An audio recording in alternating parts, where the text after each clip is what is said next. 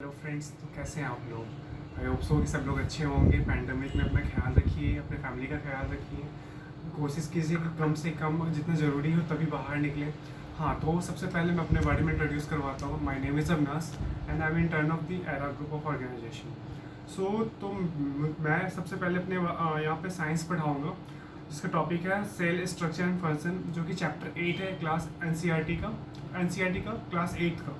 तो बाकी जो मैं इसमें कोशिश करूँगा जितना वीडियो में कंप्लीट कर सकूँ। अगर नहीं होता है तो मैं नेक्स्ट वीडियो में डालूँगा, लेकिन मैं अपनी तरफ से ट्राई करूँगा कि बेस्ट कोशिश करूँगा कि आप ज़्यादा से ज़्यादा उसको अच्छे से समझ सको। तो स्टार्ट करता हूँ मैं टॉपिक को। सबसे पहले लाइन है जो एन की लाइन है, cell is a basic structural unit of organ और अ फंडामेंटल स्ट्रक्चर और and functional unit of living organism. अब फंडामेंटल स्ट्रक्चर कहने का मतलब ये है, आपको मेरा चेहरा दिख रहा होगा तो इसमें मुझे आपको लगता होगा कि मतलब ये जो फेस है हमारा, तो ये फेस में स्ट्रक्चर जो है हमारे, जैसे आईब्रोज हो गए या फिर आईज हो गए, फिर उसके बाद नोज हो गए, तो फेशियल पूरा एक स्ट्रक्चर है हमारा, ये पूरा कंपोजिशन है। तो जो हमारा फेस का जो स्ट्रक्चर है ना, ये पूरे बहुत सारे सेल्स के मतलब कि कंपोजिशन से बना है। तो ये फंडामेंटल स्ट्रक्चर हो गया। अब फंक्शनल यूनिट कैसे, जैसे हमारे बॉडीज़ में बहुत सारे ऑर्गन होते हैं, लीवर हो गया, ब्रेन हो गया, किडनी हो गया, लंग्स हो गया, हर का अलग अलग पार्ट है, हर का अलग अलग रोल है, सॉरी नॉट पार्ट है, तो सबका अलग अलग रोल है। तो ये कौन बना, ये किसकी बदौलत बना, ये सेल की बदौलत है। तो बेसिकली हम कह सकते हैं सेल इज़ आवर फादर और मदर लाइक, ठीक है। तो जैसे सपोज करो कि जब भी हम कोई घर बनाते हैं, एनसीईआरटी की लाइन है, मैं उसको समझा रहा हूँ अच्छे से। जैसे सपोज करो कि कोई हम घर बनाते हैं, तो उसके में सबसे बेसिक चीज़ें क्या रिक्वायरमेंट होती है, ईंट की, ब्रिक्स की ज़रूरत होती है। तो सेम उसी तरीके से हर लिविंग ऑर्गेनिज्म में सेल का होना बहुत ज़रूरी है। अगर सेल का कंपोजिशन नहीं होगा तो हमारी बॉडी बनेगी ही नहीं, ना एक शेप बनेगी, ना हमारे ऑर्गन्स बनेंगे, ठीक है। अब सेल जो होते हैं हर जगह ऑर्गन मतलब सारे लिविंग ऑर्गेनिज्म में प्रेजेंट होंगे, चाहे वो प्लांट्स हो, एनिमल्स हो या माइक्रो ऑर्गेनिजम्स हो। माइक्रो ऑर्गेनिज्म एक टाइप ऑफ सेल होता है जो मैं आगे बताऊंगा आपको। हाँ, तो सबसे पहले बात आती है कि डिस्कवर किसने किया था सेल को। तो सेल जो था वो रॉबर्ट हुक ने डिस्कवर किया था इन द ईयर 1665, मतलब लगभग 400 साल पहले। और उन्होंने कहाँ पे डिस्कवर किया था, तो डेड सेल उन्होंने पाया था। ये इंपॉर्टेंट क्वेश्चन आ सकता है किसी भी एग्जाम में कि सेल जो था रॉबर्ट हुक ने डिस्कवर किया था, तो वो लिविंग सेल था या डेड सेल था। तो वो डेड सेल था। तो उन्होंने क्या ऑब्जर्व किया कि जो ट्रीज होती है ना, उनके जो ट्रंक होते हैं, उसका जो ब्राउनिश पार्ट होता है, तो वहाँ पे देखा क्या उन्होंने कि मैग्नीफाइंग डिवाइस की बदौलत कि बहुत सारे स्मॉल कंपार्टमेंट, रूम लाइक, जैसा रूम का स्ट्रक्चर होता है ना, तो स्मॉल कंपार्टमेंट लाइक स्ट्रक्चर जो है वो प्रेजेंट है वहाँ पे, और उसको उन्होंने नाम दिया सेल। लेकिन सबसे इंपॉर्टेंट है कि we can't see the cell with our naked eyes. तो कैसे हम सेल को देखेंगे, या देख ही भी नहीं सकते। नहीं, हम देख सकते हैं सेल को, तो बहुत सारे डिवाइसेस होते हैं, जैसे कि माइक्रोस्कोप हो गया, उसके बदौलत हम सेल को ईजिली देख सकते हैं। तो ये तो बात हुई कि डेड सेल को किसने देखा था। अब बारी आती है कि आखिर डेड सेल अगर है तो लिविंग सेल भी होगा ही। जैसे हमारी बॉडी में जो सेल्स होते हैं, कुछ सेल्स लिविंग होते हैं, कुछ सेल डेड होते हैं। जैसे कि नाखून में हमारे जो सेल्स है यहाँ पे, बट ये जो सेल्स है हमारे वो डेड है। जैसे हमारा हेयर में क्या है, सेल है, बट वो सेल जो डेड है। बट हमारे लीवर्स में जो सेल हो गया, लीवर में जो सेल हो गया, ब्रेन में जो सेल हो गया, लंग्स में जो सेल्स का कंपोजिशन है, उसमें क्या, वो जो सेल है वो लिविंग है। तो सो लिविंग सेल सबसे पहले किसने डिस्कवर किया था, तो एंटन वॉन लीवेनहुक ने डिस्कवर किया था पॉन्ड वाटर में। मतलब कि पॉन्ड वाटर में उन्होंने सबसे पहले लिविंग सेल को देखा था। अब सबसे बड़ी बात होती है कि सेल्स के टाइप्स क्या होते हैं। तो सेल्स का जो टाइप होता है वो दो तरीके का होता है, यूनिसेलुलर एंड मल्टी सेलुलर। नाम से ही लग रहा है यूनि, मतलब कि सिंगल सेल का जो बना हुआ ऑर्गेनिज्म होगा उसको बोलेंगे यूनिसेलुलर।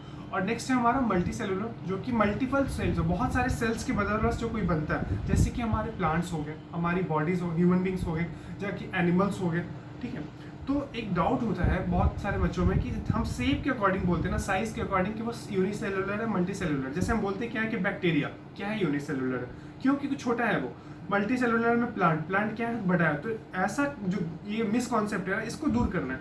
क्योंकि देखो, जैसे कि एक एग्जांपल ले लो कि जो मशरूम, वो फंगस है, वो फंगस क्या है, मल्टी सेलुलर, बट उसकी साइज क्या है, बहुत छोटी है।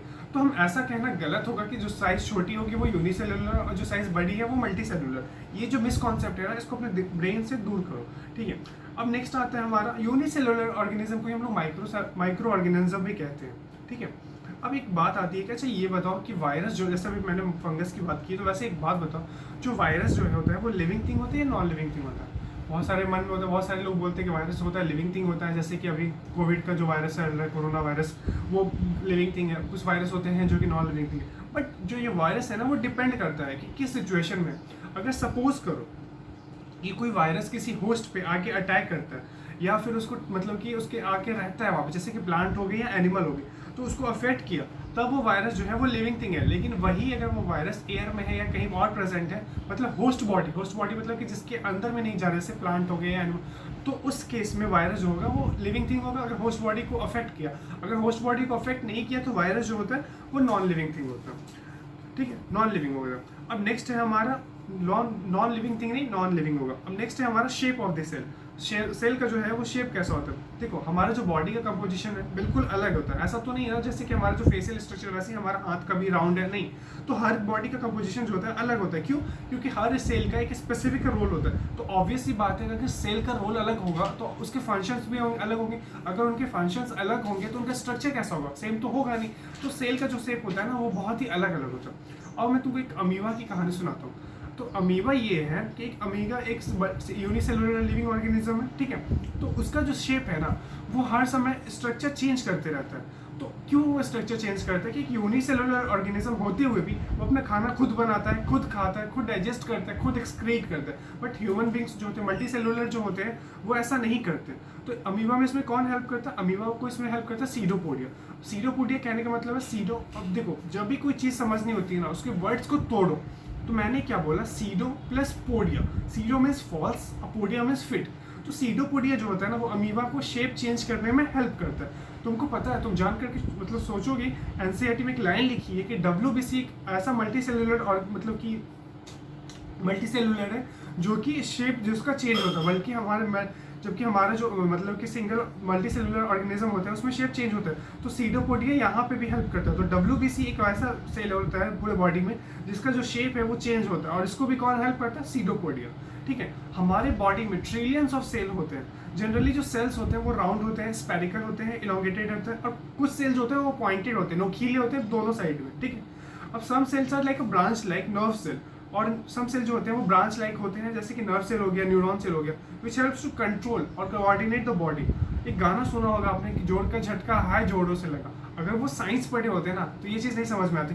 उन्हें ये चीज़ समझ में आ जाती कि अगर कोई झटका लगे तो उसको हमें रिस्पॉन्स देना होता है, ना कि हमें उसको मतलब झटका लगे तो और कोशिश करनी कि और झटका लगे।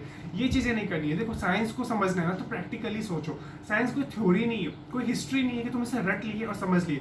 साइंस जो है ना प्रैक्टिकली सोचना होता है। तो यहाँ पे क्या है, अगर वो न्यूरॉन सेल के बारे में अगर समझा होता है, वो बंदा जो गाना गाया जोड़ का झटका जोड़ों से लगा, अगर वो पता होता है उसे कि नर्व सेल का क्या रोल होता है बॉडी में, तो ये गाना गाने से पहले सोचता ऐसा होता है कि नहीं।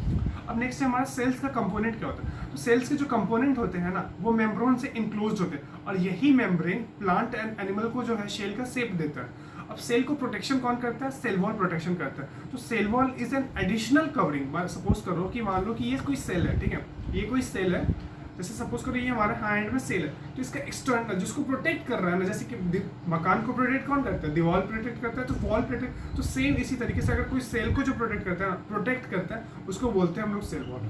तो आज के लिए वीडियो इतना ही। होप सो कि तुमको अच्छा लगा, आप लोगों को अच्छा लगेगा वीडियो। अगर इन केस कोई भी डाउट होता है प्लीज़ मेरे कमेंट बॉक्स में ज़रूर लिखना। और कोई भी प्रॉब्लम होती है, कैसी भी प्रॉब्लम होती है, फैमिली प्रॉब्लम, फाइनेंशियल प्रॉब्लम, या कोई भी प्रॉब्लम होती है, प्लीज़ हमारे ऑर्गेनाइजेशन को कांटेक्ट करो। वो काफ़ी हेल्पफुल होते हैं। हमारी टीम दिन रात मेहनत कर रही है इस चीज़ को, ताकि एक कोई भी इंसान हो ना जो दुख ना पड़ो, प्रॉब्लम फेस ना करे। तो लास्ट में यही बोलूँगा, खुश रहो, औरों को खुश रखो, कोशिश करो अपने माँ बाप को खुश रखने की, माँ बाप की इज्जत करो, सोसाइटी की इज्जत करो, समाज की इज्जत करो, और कोशिश करो कंट्रीब्यूट करो कुछ नेशन के लिए। थैंक यू, जय हिंद, बाय, टेक केयर।